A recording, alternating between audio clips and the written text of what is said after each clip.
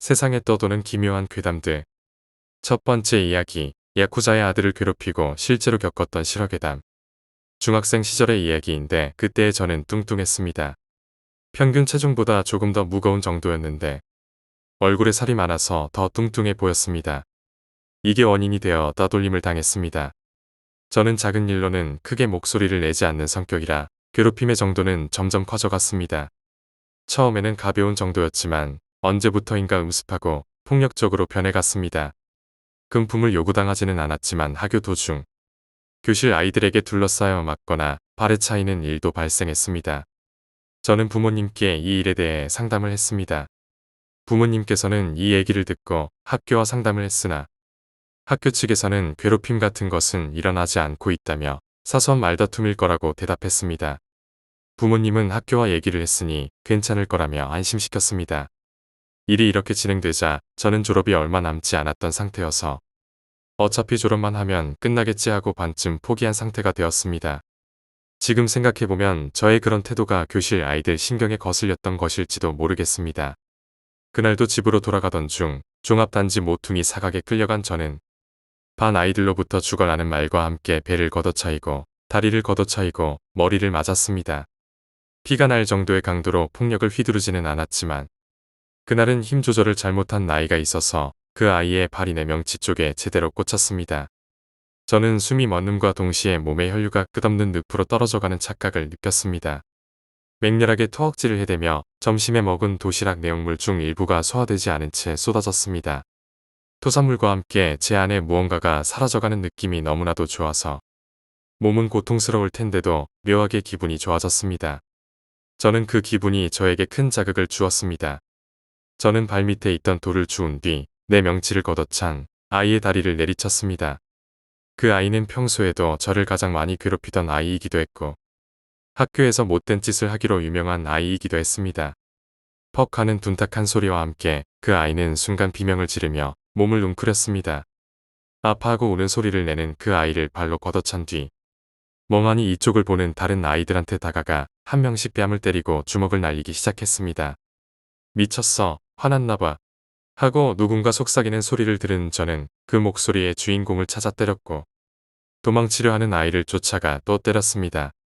저의 반격에 도망 다니는 아이들이 가소로웠고 이렇게 좋은 기분을 느낄 수 있는 것을 왜 지금까지 참고 있었는지 생각하니 또 우스워졌습니다. 저는 계속 웃으며 그 아이들을 쫓아가 계속 때리기 시작했습니다. 아이들은 마치 슬로우 모션처럼 느릿한 동작으로 도망쳤기 때문에 저는 여유롭게 아이들을 잡을 수 있었습니다. 좀 더 빨리 도망쳐봐. 나보다 날씬하니까 몸도 가벼울 거 아냐 라는 목소리가 들렸습니다. 그 목소리가 제가 한 말이라는 것을 깨달은 순간 다시 우스워졌습니다. 한참 뒤 주변엔 아이들의 비명소리를 들은 단지 사람들이 내려와 있었는데 다들 믿을 수 없다는 얼굴로 우리를 보고 있었습니다. 그 뒤 다들 일단 집으로 돌아가고 학교에 등교하자 저에게 맞은 아이들의 부모들이 찾아와 난리가 났습니다. 저 역시 부모님과 함께 온 상태였는데 먼저 들어오는 저를 보자마자 맞은 아이들의 부모님은 욕을 하며 더 화를 냈습니다. 담임 선생님과 교장 선생님은 난감해하며 관망하고 있었는데 그 이유는 저에게 맞은 아이들의 부모님이 대부분 이 지역의 유력한 지역 유지이거나 부유한 편의 사람들이었기 때문입니다. 저를 많이 괴롭혔던 아이들도 부모님을 믿고 학교에서 계속 나쁜 짓을 하거나 저를 괴롭혔던 것 같습니다. 그러나 이런 소란은 저희 부모님이 들어오시면서 금방 해결되었습니다.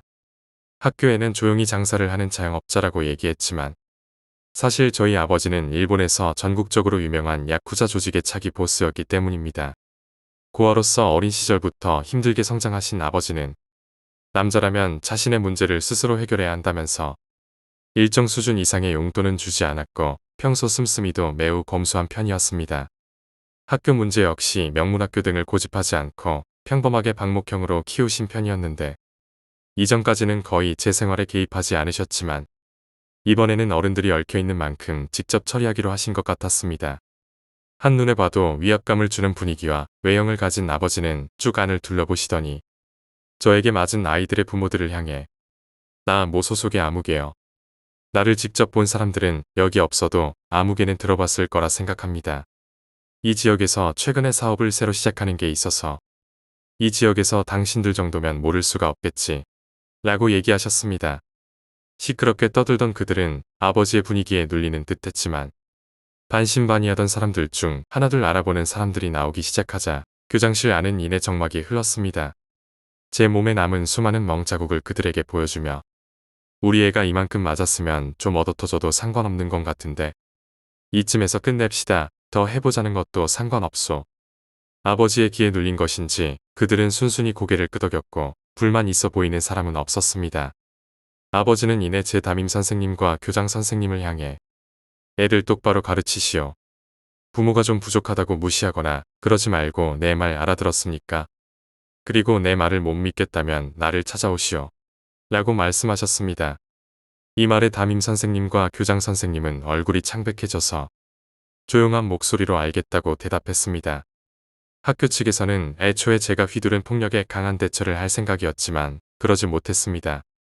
결과적으로 제가 휘두른 폭력에 대해서는 일절 따지지 못한 채 제 명치를 걷어찬 아이와 우두머리로 보이는 아이 2명에게 다른 곳으로의 전학 처분이 내려졌습니다.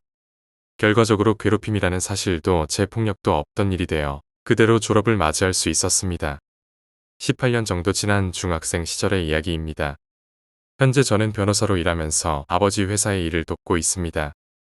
아주 어렸던 시절에는 아버지가 하시는 일이 어떤 일인지 잘 체감하지 못했지만 저 일이 있을 때 체감할 수 있었습니다. 한 번은 아버지의 학창시절 등에 관해 물어본 적이 있었는데 아버지는 고아였기 때문에 고아원 등에서 자랐고 학교 생활도 성실하게 보내지 못했다고 했습니다. 자신의 잘못도 있었지만 고아라는 이유로 자신을 무시했던 선생님들이 기억에 남았다고 하셨습니다. 야쿠자가 된 것은 20살 이후 술집에서 아르바이트를 하다가 술집을 관리하던 야쿠자의 눈에 띄어 들어가게 되었고 악착같이 생활하다가 이전 보스인 저희 할아버지의 눈에 띄어서 저희 엄마와 결혼하면서 차기 보스로 인정받게 되었다고 하셨습니다. 제가 중학생 시절 그곳에서 했다는 사업은 비교적 음지의 사업들을 합법화했었던 사업이었던 것 같습니다. 현재는 야쿠자 조직에서의 불법적인 일에서는 손을 떼시고 합법적인 회사를 운영하고 계시는데 조직에서의 일을 맡아서 처리하는 다른 분이 계십니다. 두 번째 이야기, 저주의 인형. 제가 초등학생이었을 적 이야기입니다. 저희 집 근처에 절 하나가 있어 자주 놀러 다니곤 했습니다. 그 절에는 대략 70대 정도 된 주지스님이 계셨는데 경내나 절 부지 아무데나 들어가서 놀아도 화 한 번 내지 않고 잘 놀게 해주셨습니다. 가끔 과자 같은 것들도 주셔서 학교가 끝나면 가까이 사는 친구 타카시와 함께 절에서 놀았습니다. 그 절은 주변에 단가도 많았던지라 마을 집회나 신년에도 추출되곤 했습니다. 온화한 성품을 지닌 주지스님은 마을 사람들과의 신뢰도 매우 두터웠습니다. 어느 날 여느 때와 같이 타카시와 절에서 놀던 중 주지스님이 저희를 부르더니 재미있는 것을 보여주마며 어떤 인형을 꺼내왔습니다. 약 15cm 정도 길이의 작은 인형으로 진한 붉은색 전통복 차림이었으며 하얀 얼굴과 긴 머리, 가는 눈과 동그랗고 귀여운 눈동자가 인상적이었습니다.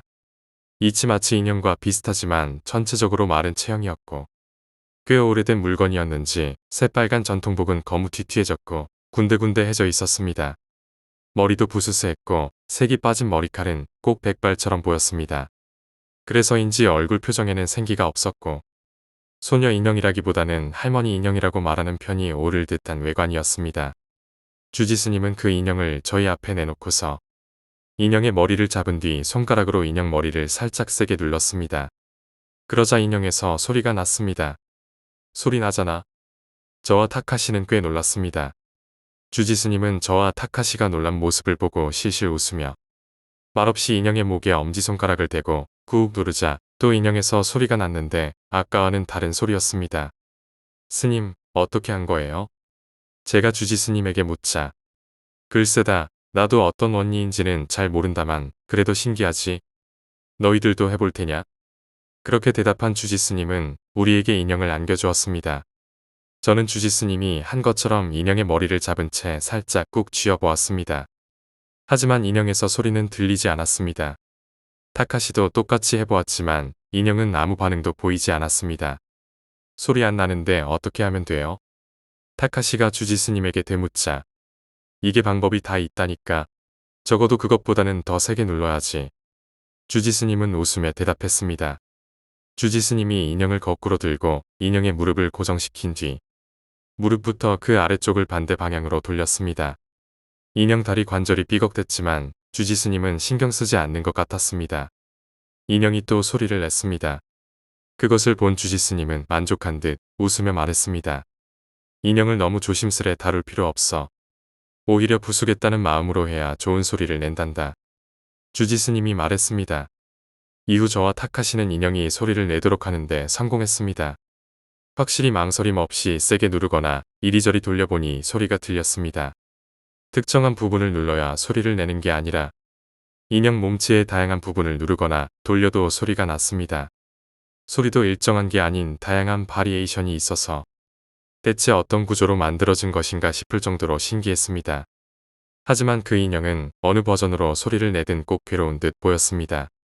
너무 낡은 인형이라 그런지 얼굴에 얼룩이 있거나 군데군데 색이 바래서 꼭 안색이 어두워 보였습니다. 소리를 낼 때는 꼭 괴로운 표정을 짓는 것처럼 보이기도 했습니다. 처음에 재밌어 하던 저도 결국 점점 기분이 나빠지기 시작했습니다. 이제 재미없다. 타카시도 그만하고 집에 가자. 타카시는 아직 질리지도 않았던지 주지 스님과 함께 인형을 만지며 소리가 나면 즐겁다는 듯 웃어대고 있었습니다. 그 모습을 옆에서 보던 저는 결국 혼자 먼저 집으로 돌아갔습니다. 그 이후에도 타카시와 저는 자주 절에 놀러 갔지만 그날 이후로 인형이 너무 신경 쓰여 견딜 수 없었습니다. 주지 스님은 평소에 그 인형을 낡은 나무 상자에 넣어 보관했습니다. 마을 어른들에게 인형을 가지고 노는 모습을 보이는 건 곤란했던 모양이었습니다. 가끔 저와 타카시만 있을 때면 나무 상자에서 인형을 꺼내 보란 듯이 소리를 냈습니다. 사실 매일 밤 이러고 노는 게 내 일과 중 하나란다. 주지 스님이 말했습니다. 전 매일 밤 방에서 홀로 인형을 학대하는 노인을 상상하고는 소름이 돋았습니다. 저렇게 인형에 집착하는 주지 스님이 인형을 너무 난폭하게 다루는 점이 신기했습니다. 소리를 내게 하기 위해 거칠게 다루는 것은 물론이고 평소 다른 관리조차 전혀 하지 않는 것처럼 보였습니다. 인형은 늘 너덜너덜한 상태였습니다. 한여름 무더운 대낮에 인형을 직사광선 아래에 방치해 두기도 했습니다. 이렇게 하면 밤에 엄청 좋은 소리를 낸단 말이야. 주지 스님은 희죽대며 말했습니다. 그런 주지 스님을 알게 된 이후 저에게 있어 주지 스님은 온화하고 지적인 현자라기보다 점점 기분 나쁜 노인이라는 인상이 강해져 갔습니다. 전 점점 저를 멀리하게 되었고 거의 그 근처조차 가까이 가지 않게 되었습니다. 타카시는 그 이후에도 종종 홀로 절에 놀러간 모양이었습니다. 1년 정도 지난 어느 날 주지 스님이 돌아가셨습니다. 병사라는 것 외에는 자세한 이유를 알 수 없었습니다. 주지 스님이 돌아가신 이후 절은 주지 스님의 조카분이 이어받아 관리하게 되었습니다. 조카분이 절을 이어받으면서 절은 대청소를 하기로 했습니다. 평소 절과 가까이 지내던 근처 사람들도 청소를 돕게 되어 저와 타카시도 참여하게 되었습니다. 절에서는 심령사진 등 영적으로 사연이 있는 것들을 맡아주는 관습이 있었습니다. 절을 관리하게 된 주지 스님의 조카는 신심이 그다지 깊지 않아서인지 절에 모셔두었던 여러가지 물건들을 전부 버리고 싶어 했습니다. 그 중에는 예의 그 인형도 있었습니다. 그 인형을 버리겠다는 말에 전 내심 안심했습니다. 하지만 그때 타카시가 그 인형을 가지고 싶다고 했습니다. 이런 낡은 인형을 정말로 갖고 싶다는 거냐? 주지의 조카가 의아한 듯 물었습니다. 네, 가지고 싶어요. 타카시가 대답했고 저는 못하게 말렸습니다. 이런 기분 나쁜 인형은 바로 버리는 게 낫다고 생각했기 때문이었습니다. 주지의 조카도 그다지 내키지 않는 눈치였습니다. 하지만 타카시는 계속 막무가내였습니다. 결국 타카시는 인형을 받아 집으로 돌아갔습니다. 저 인형 대체 뭐예요? 타카시가 돌아간 뒤 저는 주지의 조카분께 여쭈었습니다. 글쎄다. 나도 잘은 모른다만 꽤 예전부터 가지고 계셨었지. 분명 30년 정도 전부터 이 절에 있었으니까. 조카분이 말했습니다. 전 조카분께 주지 스님과 인형 관련하여 겪었던 일을 말해주었습니다. 그렇군. 너도 인형이 소리를 내는 걸 봤구나. 기분 나쁜 인형이었지. 그렇게 말한 조카분은 그 인형에 대해 이야기를 해주셨습니다. 그 인형 자체는 자기가 알기로 30년 정도 전부터 절에 있었다고 했습니다. 주지 스님이 스님으로 출가하기 전 결혼을 했었는데 부인이 다른 남자와 불륜을 한 끝에 사랑에 도피를 했고 그 일로 주지 스님은 굉장히 우울해했다고 합니다. 한때는 자살이라도 할 것 같은 기세였다고 했습니다. 그러던 중 주지스님은 스님으로 출가를 했고 어디선가 그 인형을 받아왔다고 합니다. 애초에 주지스님을 제외하고는 다른 스님은 없었습니다. 절 자체가 주지스님이 출가할 당시만 해도 거의 폐허에 가까웠던 상태였습니다. 절의 역사는 그렇게 깊지 않다고 했습니다. 그 이후로 주지스님은 그 인형을 항상 손이 닿는 곳에 두며 틈만 나면 그 인형을 괴롭혔다고 했습니다. 주지스님의 형제들도 그 꼴을 보는 것을 굉장히 싫어했습니다. 주지스님께 인형을 버리도록 설득했지만 그럴 때마다 주지스님은 더 강하게 거부했다고 했습니다. 결국 큰어머니는 돌아오진 않으셨지만 큰아버지는 그 인형과 함께하는 것에 삶의 희망을 얻는 것 같았어. 뭐 그런 의미로 보면 그 인형을 가지고 온 게 정답이었을지도 모르지. 그렇군요. 왠지 주지스님이 불쌍하기도 하네요. 그건 그렇고 주지스님의 부인분은 정말 너무해요. 사랑의 도피라니. 큰어머니는 집을 나가고 얼마 안 돼서 사고로 돌아가셨다고 해. 입소문으로 들은 것이라 장례식에 가거나 하진 못했지만 꽤 비참한 꼴로 돌아가셨다더라. 당시엔 자업자득이라고 생각했었지. 주지스님의 조카는 먼 곳을 보며 쓸쓸한 듯 말했습니다. 며칠 뒤 타카시네 집에 놀러가게 되었습니다. 타카시네 가족은 꽤 문제가 많은 가정이었습니다. 아버지가 일을 하지 않았습니다. 매일 술에 진탕 빠져 살며 타카시의 어머니와 타카시에게 폭력을 휘두르는 사람이었습니다. 타카시의 얼굴에는 자주 멍이 들어 있었습니다. 그런 집이어서 타카시네 집에 갈 일이 그다지 없었습니다. 그날은 마침 아버지가 없다는 말에 타카시 집에서 놀 기회가 생겼습니다. 그 인형 어딨어? 인형이 무척 신경 쓰였던 저는 가자마자 타카시에게 물었습니다. 저기 있어. 타카시는 서랍장 쪽을 가리키며 대답했습니다. 여전히 괴롭히면서 노는 거야. 저는 타카시가 주지스님과 똑같은 짓을 하는 건 아닐지 조금 불안해졌습니다. 아니, 받아온 이래로 그냥 계속 저기 두기만 했어. 타카시가 대답했습니다. 그렇구나. 하지만 타카시 너 뭐라고 해야 할까?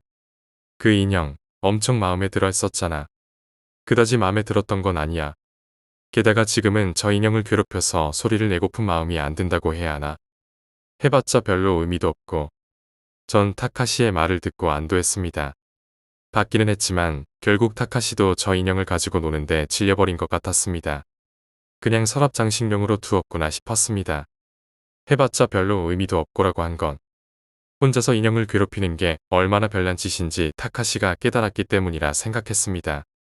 며칠 뒤 타카시의 아버지가 돌아가셨습니다. 집에서 갑자기 심장발작이 일어났다고 했습니다. 저는 아버지와 함께 장례식장을 찾았습니다. 식장에서 타카시의 어머니와 인사를 나눌 수 있었는데 타카시의 모습이 보이지 않았습니다. 아무래도 아직 집에서 홀로 방에 틀어박혀 있는 모양이었습니다. 아무리 쓰레기 같은 아버지였지만 아버지가 갑자기 돌아가셔서 타카시도 충격이 컸을 것이라 생각한 저는 타카시의 기운을 북돋아주기 위해 타카시의 방을 찾아가기로 했습니다.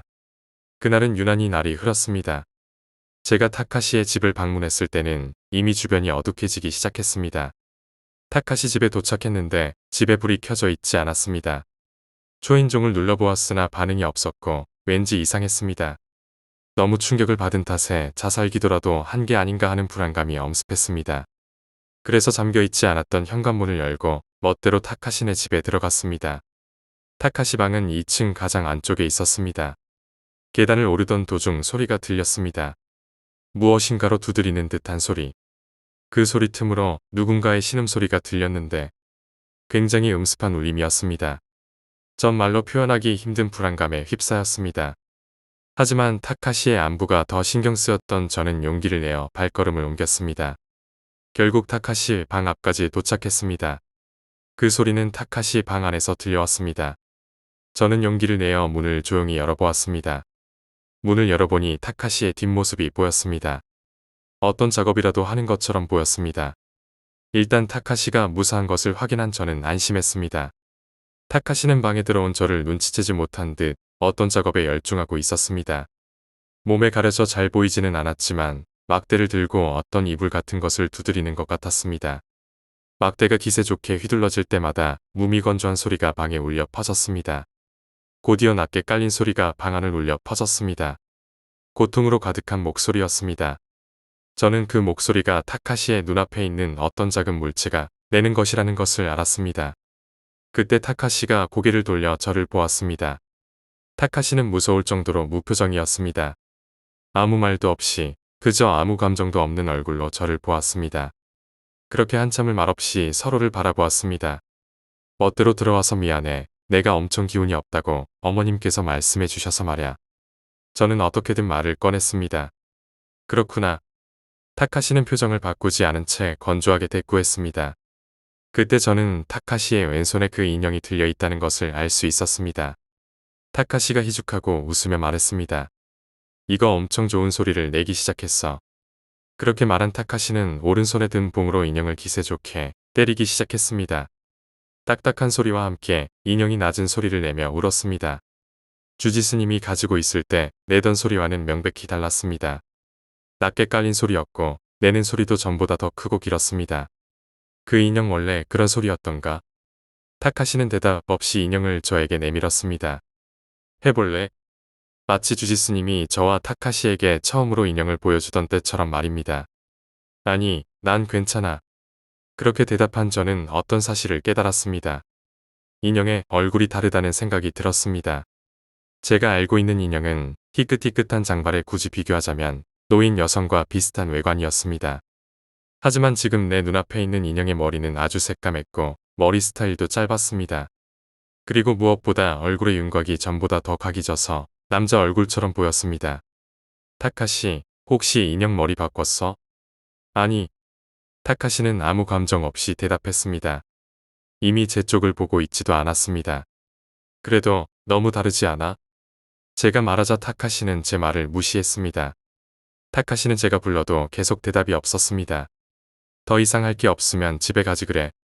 다시 한번 타카시를 불러보려던 제 말을 끊으며 타카시가 말했습니다. 타카시가 소리쳤습니다. 저를 돌아보는 그의 눈에는 핏발이 서 있었습니다. 저는 타카시의 기분 나쁜 박력에 압도되어 서둘러 집으로 돌아갔습니다. 제가 방을 나갈 적에도 타카시는 인형을 막대로 두드려 패고 있었습니다. 그 소리를 더 이상 듣기 힘들어진 저는 귀를 막은 채 필사적으로 타카시의 집을 떠났습니다. 그 이후 타카시네는 이사를 갔습니다. 어머니의 고향으로 갔다고 들었습니다. 타카시가 떠나는 날 마지막으로 그를 만났습니다. 저에게 그날 화를 낸 것에 대해서 사과했습니다. 저는 신경 쓰지 말라고 하며 둘이 마지막으로 인사를 나누었는데 희미한 목소리로 저에게 말했습니다. 주지스님이 돌아가시기 전에 나에게 방법을 알려줬어. 이런 말을 들은 저는 아무런 말도 할 수 없었습니다. 타카시가 마을을 떠나고 얼마 후 저는 주지스님의 조카분을 우연히 마주쳤습니다. 이런저런 얘기를 하다가 그에게서 무서운 말을 들었습니다. 사실 큰어머님의 장례식 때 다른 친척분한테 들은 얘기인 큰어머님의 죽음은 사고로 결론이 나긴 했지만 결론이 나기 전까지 큰아버지가 죽인 게 아닌가 하고 경찰이 굉장히 유력하게 보고 집중적으로 수사를 했다고 하더라고. 다만 결정적인 물증이 없었다고 들었어. 알리바이가 있긴 했지만 경찰 입장에서는 좀 납득이 안 가는 부분이 있었다고 했다네. 시기를 생각해보면 그 후에 바로 인형과 함께 출가를 하셨지. 이런 말을 했습니다. 그렇게 20년 이상이 지났습니다. 지금의 저는 사회에서 경찰로 일하고 있습니다. 이 일을 한동안 잊고 있다가 경찰이 되고 몇 년 후 해당 주지스님 부인 사건에 대해서 개인적으로 알아본 적이 있었습니다. 결론 자체는 제가 들은 것과 비슷했습니다. 사고 자체는 교통사고였고 인적이 드문 곳에서 당했기 때문에 구조신고를 할 수 없어서 바람났던 주지스님의 부인이 오랫동안 고통받다가 사망했다는 기록을 발견할 수 있었습니다. 주지스님의 부인과 추돌한 차에 운전자 역시 같이 사망한 것으로 보였습니다. 특이사항으로는 주지스님은 원래 평범한 회사원이었지만 부인의 바람 이후 사이비 종교에 심취했다는 말이 있었다는 것입니다. 구체적인 확인은 할 수 없다는 게 사건의 마지막 기록이었습니다. 저는 경찰로 일하면서 오컬트의 박식한 지인의 이야기를 통해 저주 인형에 대해 듣게 되었습니다. 저주 인형은 저주로 죽인 상대의 영혼을 성불시키지 않고 인형 안에 가둬 죽은 뒤에도 유린할 수 있는 것이라는 것을 알게 되었습니다. 그 인형이 그런 종류였는지는 모르겠지만 지금도 그 인형이 내던 고통에 찬 목소리를 떠올리면 등 근육이 오싹해지곤 합니다. 세 번째 이야기, 기묘한 꿈의 미로. 어느 무더운 여름날의 일입니다. 그날은 평소처럼 바쁜 하루를 보낸 뒤 지친 몸을 이끌고 집으로 돌아왔습니다. 집에 도착하자마자 저는 샤워를 하고 간단히 저녁을 먹은 뒤 침대에 누워 휴식을 취하기 시작했습니다. 피곤한 몸은 금방 잠에 빠져들었고 저는 꿈속으로 들어갔습니다. 그 꿈속은 현실과 비슷하면서도 뭔가 다른 기묘한 세계였습니다. 저는 한적한 시골길을 걷고 있었습니다. 양옆에는 높이 자란 옥수수밭이 끝없이 펼쳐져 있었고 하늘은 맑았지만 어딘가 음산한 느낌이 들었습니다. 길을 따라 걷다 보니 저 멀리서 한 채의 낡은 집이 보였습니다. 그 집은 마치 오랫동안 버려져 있는 듯한 모습이었지만 어딘가 모르게 저를 끌어당기고 있었습니다. 집에 가까이 다가가자 문이 스르르 열렸고 저는 마치 무언가에 홀린 듯 그 집 안으로 들어갔습니다. 집 안은 어둡고 차가웠으며 곳곳에는 먼지가 쌓여 있었습니다. 저는 집 안을 둘러보며 천천히 걸어갔습니다. 그러다 문득 저 멀리서 누군가의 목소리가 들려왔습니다. 그 목소리는 매우 희미하고 낮았지만 분명히 사람의 목소리였습니다. 저는 그 목소리를 따라갔습니다. 목소리를 따라 도착한 곳은 커다란 거실이었습니다. 거실 중앙에는 커다란 책상이 있었고 그 위에는 오래된 책들이 가득 쌓여 있었습니다. 책상 옆에는 한 남자가 앉아 있었습니다. 그는 나이가 지긋해 보이는 중년의 남자였고 검은색 옷을 입고 있었습니다. 남자는 제가 다가오자 고개를 들어 저를 바라보았습니다. 그의 눈빛은 무언가를 간절히 원하는 듯한 눈빛이었습니다. 누구세요? 제가 조심스럽게 물었습니다. 남자는 한참 동안 저를 바라보다가 천천히 입을 열었습니다. 여기까지 온 것을 환영하오. 나는 이 집의 주인이지요. 그런데 당신은 누구요? 저는 자신이 누군지 설명하려고 했지만 이상하게도 목소리가 나오지 않았습니다. 마치 무언가가 제 목소리를 가로막고 있는 듯한 느낌이 들었습니다. 남자는 그런 저를 보고 미소를 지었습니다. 말하지 않아도 돼요. 당신이 여기에 온 것은 우연이 아니요. 나는 당신에게 할 말이 있어. 그 말에 저는 더욱 궁금해졌습니다. 남자는 책상 위에 있는 책들 중 하나를 집어들고 저에게 건넸습니다. 이 책을 보시오. 이 책에는 당신이 찾고 있는 답이 있을 것이오. 저는 남자가 건네준 책을 받아들고 책장을 넘겼습니다. 책 속에는 이상한 그림들과 글자들이 빼곡하게 적혀 있었습니다. 그 중 하나의 그림이 특히 제 눈을 사로잡았습니다. 그것은 미로의 그림이었습니다. 미로는 매우 복잡하게 얽혀 있었고 그 끝에는 커다란 문이 그려져 있었습니다. 저는 그 미로의 그림을 한참 동안 바라보다가 문득 그 문이 무엇을 의미하는지 궁금해졌습니다. 이 미로는 무엇을 의미하나요? 제가 물었습니다. 남자는 다시 한번 미소를 지으며 대답했습니다. 그 미로는 바로 당신의 내면을 상징하오. 당신의 마음속 깊은 곳에는 아직도 풀리지 않은 수많은 미로가 있어. 그 미로를 통과해야만 당신은 진정한 자아를 찾을 수 있을 것이오. 그 말에 저는 잠시 생각에 잠겼습니다. 내면의 미로라니 그것이 무슨 의미일까요? 남자는 제가 이해하지 못한 것을 눈치챈 듯 말을 이어갔습니다. 당신은 지금까지 수많은 선택의 기로에 서 있었어. 그 선택들이 당신을 지금의 자리로 이끌었지요. 하지만 당신은 아직도 자신이 누구인지 무엇을 원하는지 제대로 알지 못하고 있어. 그 답은 바로 당신의 내면에 있어. 그 미로를 통과하면 당신은 진정한 자신을 찾을 수 있을 것이요. 그 말에 저는 고개를 끄덕였습니다. 남자의 말이 이상하게도 마음에 와닿았습니다. 내면의 미로를 통과해야 진정한 자아를 찾을 수 있다니.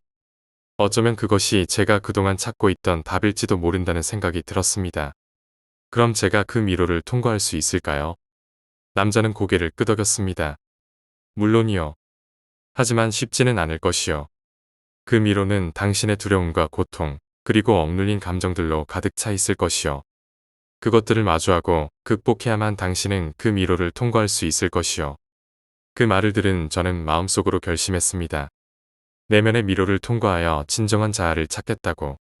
남자는 제 결심을 눈치챈 듯 미소를 지으며 손을 내밀었습니다.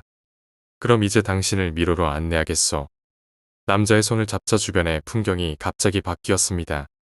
저는 거대한 미로의 입구에 서 있었습니다. 미로는 벽이 높고 안은 어두웠습니다. 남자는 저를 미로의 입구까지 안내한 뒤 조용히 말했습니다. 이제부터는 당신 혼자 가야 하오. 두려워하지 말고 자신을 믿으시오. 그럼 당신은 반드시 미로를 통과할 수 있을 것이오. 저는 깊이 숨을 들이마시고 미로 안으로 발걸음을 내디뎠습니다. 미로 안은 매우 어두웠지만 저는 포기하지 않고 계속 걸어갔습니다. 미로의 벽에는 수많은 그림들과 글자들이 적혀 있었고 그것들은 모두 제 과거의 기억들을 상징하는 듯했습니다. 어린 시절의 추억, 아픈 기억, 잊고 싶은 사건들 모두가 미로의 벽에 새겨져 있었습니다. 저는 그 기억들을 하나하나 마주하며 걸어갔습니다. 어떤 기억들은 저를 아프게 했고 어떤 기억들은 저를 슬프게 했습니다. 하지만 저는 멈추지 않고 계속 걸어갔습니다. 시간이 얼마나 지났을까요? 저는 마침내 미로의 끝에 다다랐습니다. 그곳에는 커다란 문이 있었습니다. 저는 그 문을 열기 전에 잠시 멈춰 섰습니다. 이 문을 열면 무엇이 기다리고 있을까요? 두려움과 설렘이 교차하는 순간이었습니다. 저는 깊이 숨을 들이마시고 문을 열었습니다. 문 너머에는 밝은 빛이 가득한 방이 있었습니다. 그 방의 중앙에는 한 아이가 앉아 있었습니다. 그 아이는 저를 바라보며 미소를 짓고 있었습니다. 저는 그 아이에게 다가갔습니다. 아이는 저를 보며 말했습니다. 드디어 왔구나, 너의 진정한 자아야. 그 말을 듣는 순간 저는 모든 것이 이해되었습니다. 내면의 미로를 통과하면서 마주한 수많은 기억과 감정들은 모두 나 자신을 찾기 위한 과정이었습니다. 그리고 지금 저는 진정한 자아를 마주하고 있었습니다. 저는 아이를 품에 안으며 말했습니다. 너를 찾아서 정말 기뻐. 아이도 저를 꼭 안아주었습니다. 그리고 그 순간 모든 것이 밝아졌습니다. 저는 꿈에서 깨어났습니다. 침대 위에 누워 천장을 바라보며 생각했습니다. 방금 전의 꿈은 정말로 기묘하고도 특별한 경험이었습니다. 하지만 그 꿈을 통해 저는 중요한 것을 깨달았습니다. 내면의 미로를 통과하여 진정한 자아를 찾는 것은 쉽지 않은 일이지만 그것이야말로 진정한 행복을 찾는 길이라는 것을. 그날 이후로 저는 내면의 미로를 두려워하지 않기로 했습니다. 자신의 감정과 기억들을 마주하고 그것들을 극복하는 과정에서 진정한 자아를 찾기로 결심했습니다. 그리고 그 결심 덕분에 저는 조금 더 성장할 수 있었습니다. 꿈속에서 만난 그 아이는 이제 제 마음속에서 항상 저를 응원해주고 있습니다. 이 경험은 제 삶의 중요한 전환점이 되었고 앞으로도 그 꿈을 잊지 않고 살아갈 것입니다.